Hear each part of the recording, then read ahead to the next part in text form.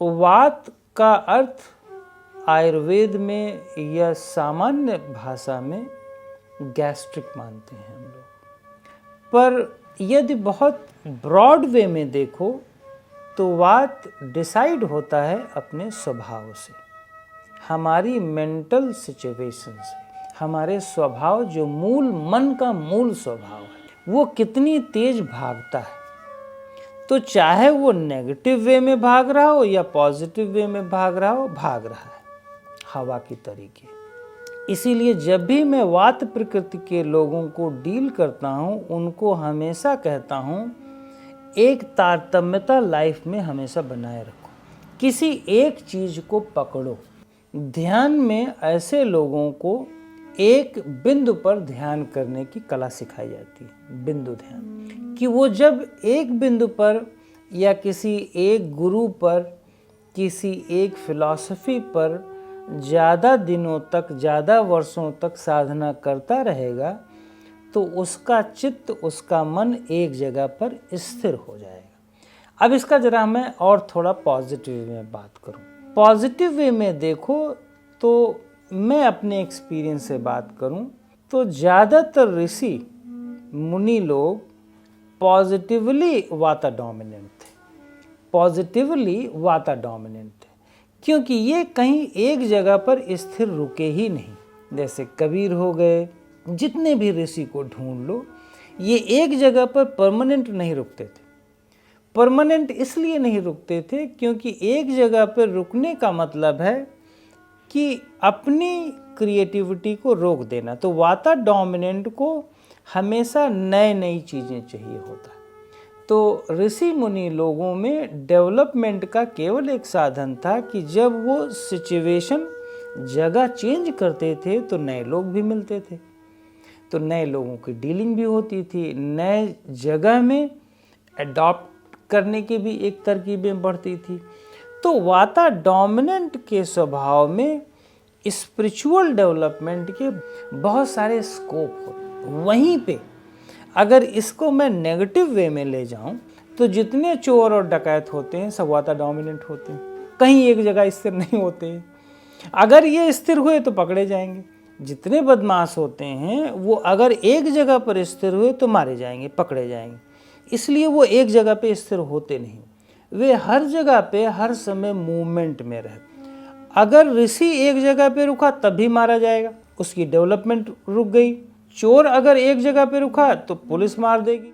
तो वाता डोमिनेंट में जितना डेवलपमेंट के स्कोप होते हैं उतना ही नीचे जाने के भी स्कोप होते हैं। इसीलिए मास्टर्स, जितने भी स्पिरिचुअल अच्छे मास्टर्स हुए हैं वो अपने वाता को कंट्रोल किए हैं। मैं वायु और मन को इक्वल मानता हूँ। वायु थोड़ा स्थूल है, मन सूक्ष्म है, तो सूक्ष्म मन से ही स्थूल वायु की उत्पत्ति होती है। तो अगर आप इसको धीरे धीरे प्रैक्टिस और पेशेंस के साथ करेंगे तो ये कंट्रोल में आ जाता है। आजकल जो यौगिक मेथड चल रहे हैं वो वाता को और विकृत कर देते हैं।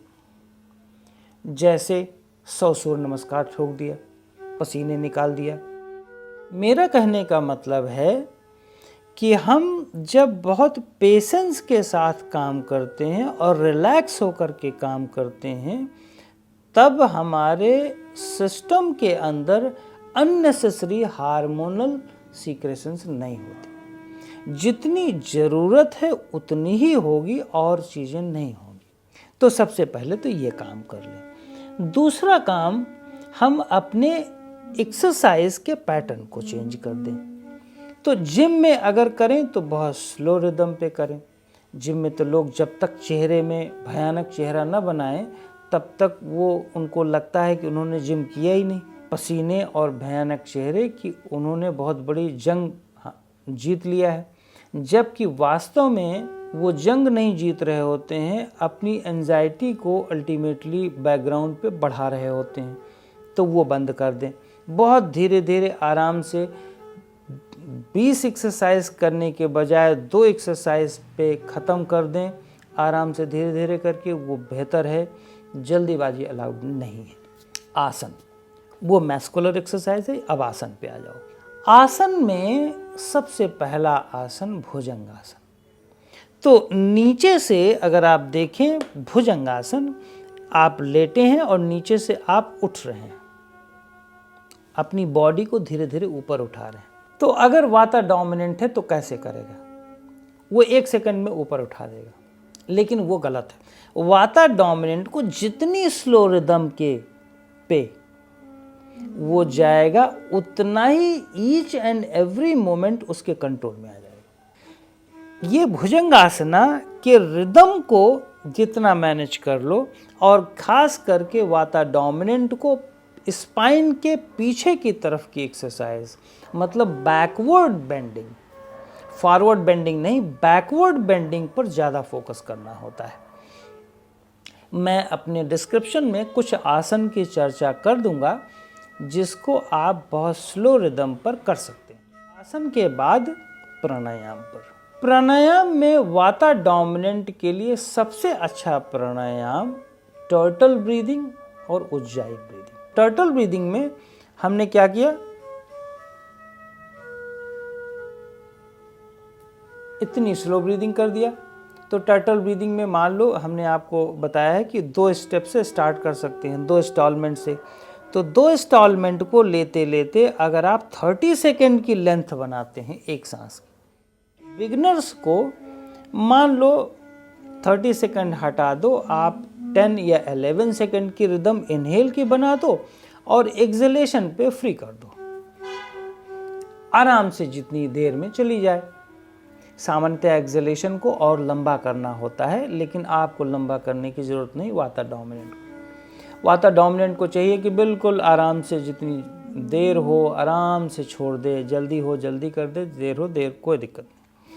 लेकिन इनहेलेशन पर खाते समय, मतलब सांस को भरते समय, भोजन करते समय, पानी पीते समय, कोई भी चीज़ अंदर जा रही हो उसमें जल्दीबाजी नहीं, उसमें बहुत स्लो स्पीड कर दें। उसमें स्लो स्पीड कर देंगे तो आप अपने ब्रेन की सेल्स को जितनी ग्रोथ करा सकते हैं वाता डोमिनेंट लोग, उतनी ग्रोथ शायद कफा और पित्ता डोमिनेंट लोग नहीं करा सकते। तो turtle breathing, slow deep chest breathing आपको डिस्क्रिप्शन में मिल जाएगा। इन सब चीज़ों में कोई भी ब्रीदिंग आप कर सकते हैं।